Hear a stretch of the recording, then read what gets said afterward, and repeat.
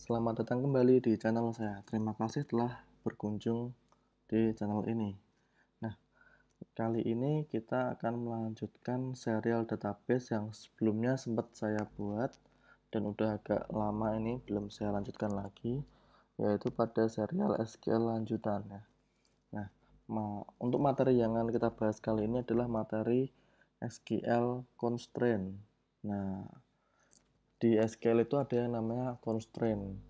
Nah, apa itu constraint? Constraint itu adalah sebuah opsi atau atribut yang berfungsi untuk membatasi nilai setiap data yang akan dimasukkan dalam suatu kolom di dalam tabel. Nah, dengan adanya batasan nilai ini, maka keakuratan data dan keadilan data dalam database akan lebih terjamin. Nah, sementara itu batasan ini bisa berupa level kolom atau level tabel. Nah, batasan level kolom diterapkan hanya untuk satu kolom, sedangkan batasan level tabel diterapkan ke seluruh tabel. Berikut beberapa constraint yang dapat digunakan di dalam tabel SQL. 1. Not null. 2. Unique. 3. Primary key. 4. Foreign key. 5. Check. 6. Default. Nah, dari constraint ini akan kita bahas satu persatu. Mulai yang pertama yaitu not null. Nah, seperti judulnya, not null adalah tidak kosong ya. Nah, constraint not null ini berfungsi untuk membatasi setiap data yang dimasukkan di suatu kolom pada tabel database SQL. Nah, ini menandakan bahwa kolom itu harus ada nilainya. Nah, jadi nggak boleh dikosongi. Dan perlu diketahui juga bahwa nilai 0 itu bukan kosong ya, tapi memang angka 0 itu adalah satu nilai. Seperti halnya angka 1, 2, 3. Nah, akan kita coba dulu not null seperti apa ya. Semisal ada ini kolom person. Kolom person memiliki tabel person memiliki satu kolom yang ada ID kota. Nah, saya akan melakukan coba olah di ID kota ini. ID kota ini tidak boleh kosong. Jika isiannya kosong, maka dia akan gagal terinput. Nah, seperti apa sih prosesnya? Nah, seperti ini. Kita cek dulu strukturnya. Nah, kita pastikan ID kota ini. Nah, di sini ada kolom 0. 0 diperbolehkan, tidak diperbolehkan. Nah, kalau diperbolehkan, kita bisa masukkan, kita bisa tidak masukkan angka pada tabel ID kota. Kita coba dulu ini. Nah, nama-nama depan Arfian boleh 0. Nah, alamat Semarang aja. Oke, ini saya isikan kosong ya. Go. Nah, dia bisa masuk. Padahal ID kotanya 0 ya. Tapi dia bisa masuk. Nah, kita lihat hasil isiannya. Nah, boleh 0. Nah, sekarang kalau aturan itu kita rubah, 0 ini tidak diperbolehkan. Nah, ini saya ubah ya. Nah, apakah diperbolehkan 0? Centangnya saya hilangin. Tidak. Saya save. Nah, ini dia akan terjadi error. Mengapa? Karena ada data ID kota di baris ke-8 yang datanya tidak sesuai. Karena tidak ada isinya ya. Ini harus kita isi dulu. Coba saya isi 2. Nah, barulah saya ubah lagi di sini. Apakah boleh 0? Tidak boleh. Sekarang saya simpan. Nah, dia bisa disimpan. Nah, sekarang karena kondisi 0 di sini tidak diperbolehkan, saya akan coba input datanya lagi, kosongan ya.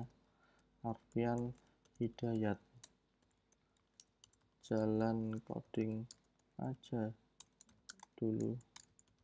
Kemudian ini saya kosongkan. Kalau tadi bisa terinput, sekarang harusnya nggak bisa. Nah, seperti ini. Dia akan mengalami error. karena tidak memenuhi kriteria, yaitu not null. Not nullnya tidak diperbolehkan. Nah, nullnya tidak boleh ya, berarti harus ada isinya.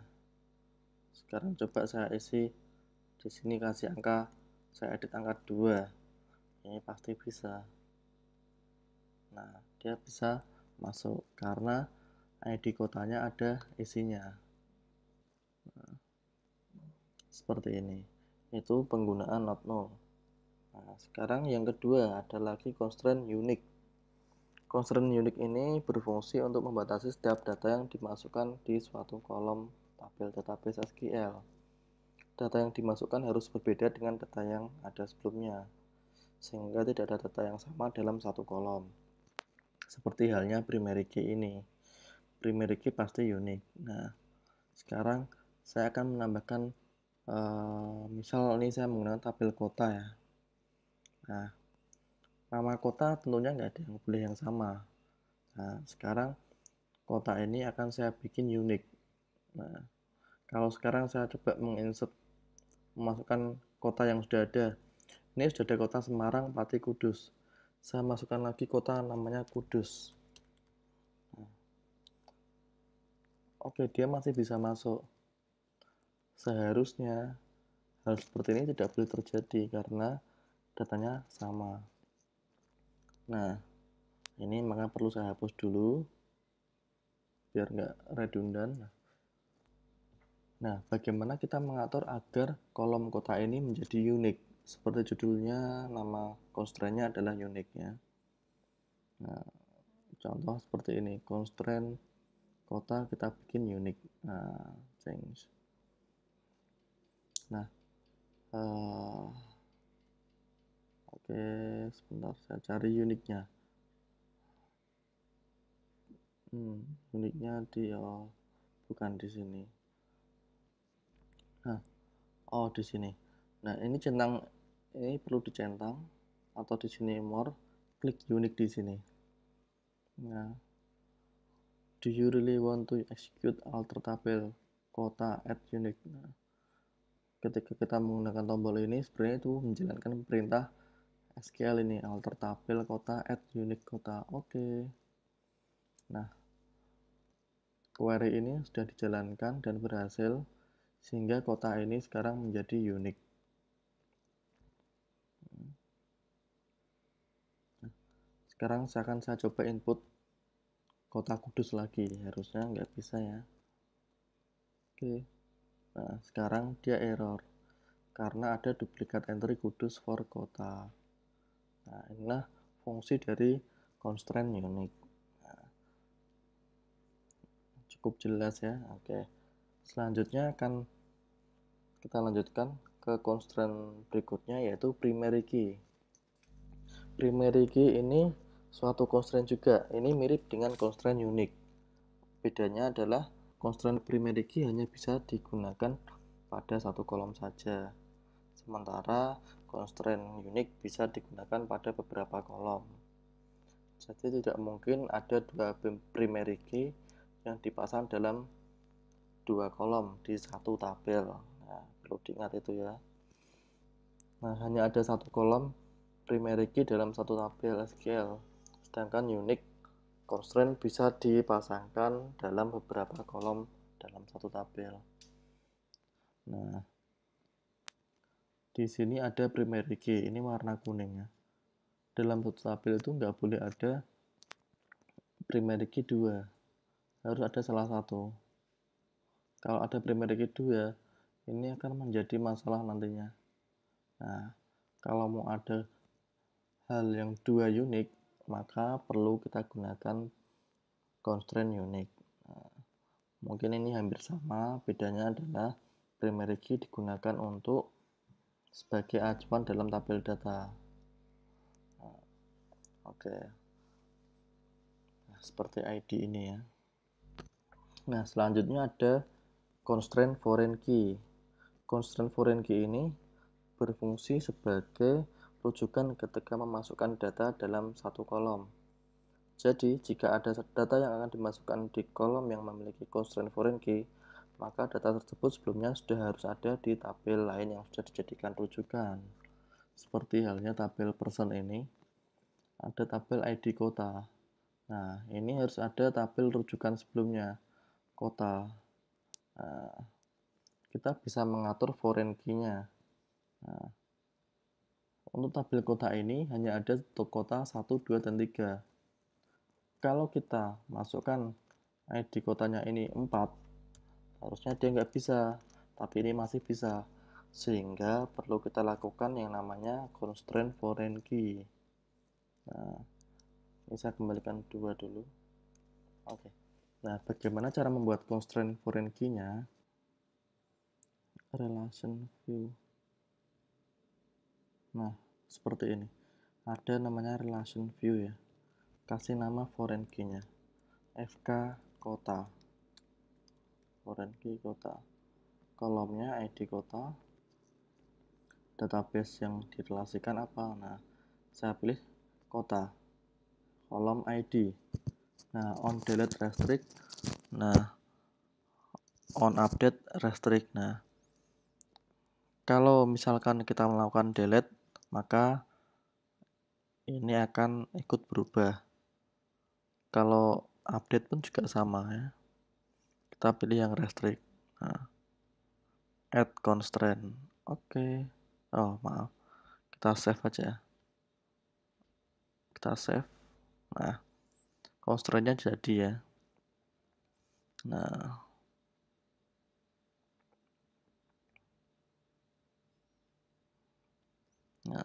oke. Sekarang kita punya namanya constraint kota. Melihatnya di mana? Oke, relation view ya. Nah, ini relasinya ini ya.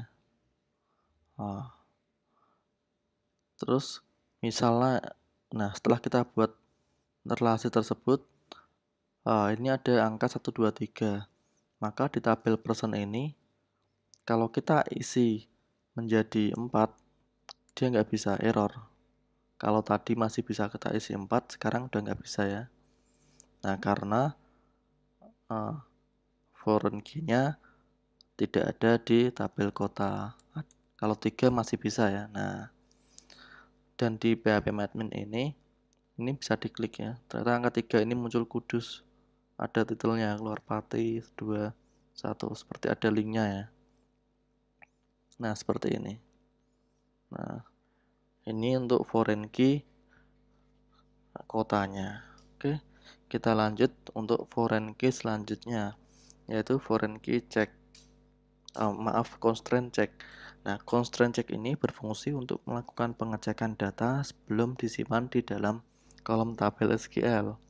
Constraint check ini mirip dengan quality control, sehingga apabila data yang akan disimpan di kolom tidak sesuai persyaratan yang dibuat, maka data tersebut tidak dapat disimpan di kolom tersebut, sehingga SQL yang akan menampilkan pesan error bahwa data tersebut tidak lolos uji cek.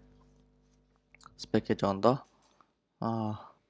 kita memasukkan ID ini dengan huruf jika seperti ini, pasti error. Nah, kayak gini. Nah, dia akan melakukan cross check. Oke, gampang ya untuk constraint check-nya ini. Nah, selanjutnya adalah default. Nah, constraint default ini berfungsi untuk menentukan nilai default suatu kolom. Nah, default suatu kolom ini bisa berisi sebuah nilai yang dimasukkan oleh mesin database ketika pernyataan insert tidak menetapkan nilai tertentu. Nah, misalkan seperti halnya saya membuat insert data di sini, kemudian datanya tidak saya isi, misalkan ID-nya saya kosongi, otomatis sistem akan melakukan insert otomatis. Nah, atau juga misalkan nih nama depan nggak kita isi. Nah, saya ubah nih, misalnya nama depan nggak diisi, defaultnya apa? Kalau di sini defaultnya none ya, tidak terdefinisi. Maka ini bisa kita definisikan. Nah, misalkan defaultnya tidak diisi. Nah, ini nama depan ya. Yang biasa digunakan nama belakang. Saya kembali lagi ya. Ini saya ubah nama belakang aja. Misalkan nama belakang as defined. Defaultnya apa? Tidak ada. Misalkan seperti ini. Saya save. Nah, sekarang sudah muncul nih, defaultnya tidak ada. Sekarang saya bisa masukkan nama Arfian Hidayat. Nah, ini udah otomatis ada tulisan tidak ada.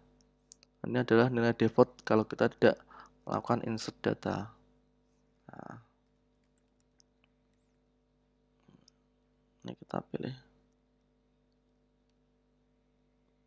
Oke, ini bisa ya. Nah, ini kalau kita coba lagi isinya 0. Nah, bagaimana yang terjadi? Go. Oke, error ya. Nah, memang ini harus terdefinisi di query ya. Oke. Nah, seperti ini. Kita melakukan insert, otomatis ada nilai tidak ada. Nah, demikian untuk penjelasan constraint. Semoga dapat membantu. Jika ada tambahan yang kurang tepat, bisa tulis di kolom komentar. Oke, terima kasih.